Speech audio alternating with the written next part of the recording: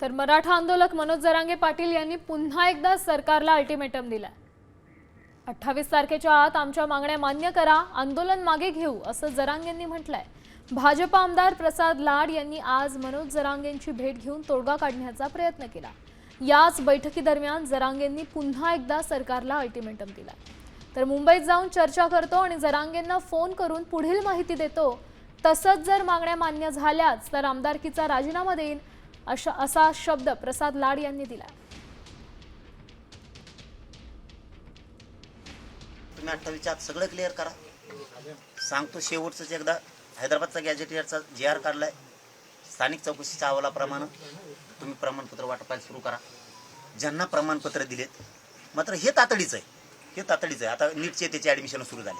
माझ्या लेकरा बाळाचं वाटलं होईल गरीबाचं, व्हॅलिडिटी कोणाची रोखू नका, एवढंच करा। काय म्हणणं नाही 28 आत आम्ही सगळे तुमच्या सोबत आहेत, पण मराठ्यांचा जीव नका, यांना हक्काचं देऊन टाक, बस एवढंच म्हणणं। तुमच्या मागण्या तुम्ही मला सांगितल्यानंतर मला जर तुम्ही काही काळ दिला तर त्या काळात मी त्या तुमच्या मागण्या पूर्णत्वाकडे नेण्यासाठी 100% प्रयत्न करेन।